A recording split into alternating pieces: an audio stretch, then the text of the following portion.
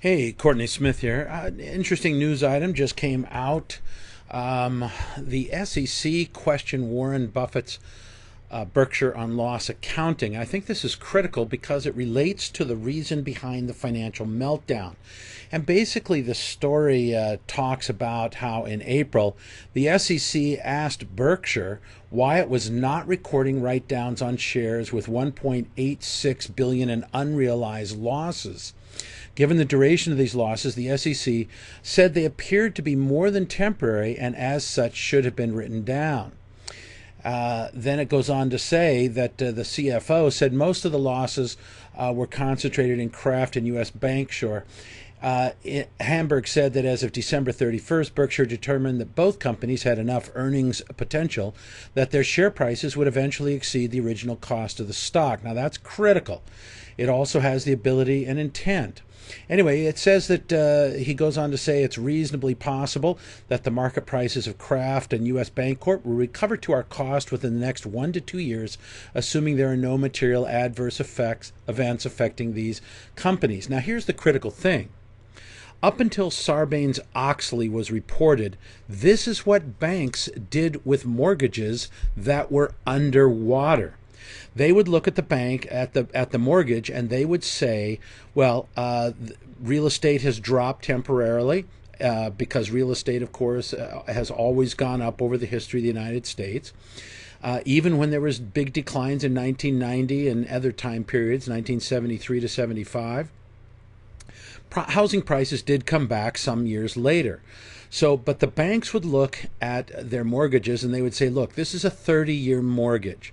The person is current in their payments, and therefore we are not going to write down the value of the mortgage because we believe that it will be paid over time and that the value will go back above where we originally issued the mortgage. And they would even say, well, now here's a person who's behind on their payments. Let's take a look at their financials. Do we believe the bank that they will get back to current on their mortgage? And certainly we believe that housing prices will eventually go up over the 30 years remaining on this mortgage, or however many years there were. And as a result, they would leave the mortgage at their cost level. They did not market to market. They did not market to where it currently was if they were to go out and make the loan today. At the same time, banks had what they called it, and that was called the investment portfolio. Banks also had what was a trading portfolio, which is something where they expected to hold it for less than a year. That might be trading in treasury bonds, CDs, and other instruments. So, and those were marked to market at the end of every month. Sarbanes-Oxley forced them to start to take those long-term 30-year mortgages and forced them to market them so that any adverse effect, any short-term adverse effect on the housing market would then be translated into the value of their portfolio.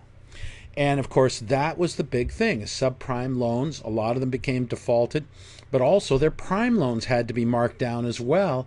And that's what ended up killing them. If they had been able to keep the prime loans at their original cost, because they expected that they would be paid off over 30 years, then there would have been no financial meltdown.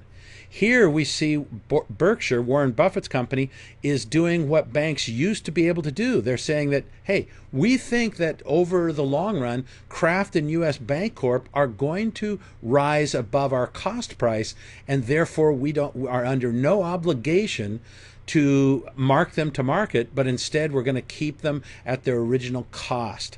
I believe that that is a correct accounting. I believe that is the correct approach that should be taken, but Sarbanes-Oxley has outlawed that. I'm going to be very curious to see what happens. It says down here, none of the other filings Berkshire disclosed on Monday indicate how the issue was resolved, but I'm going to be watching this situation very, very closely.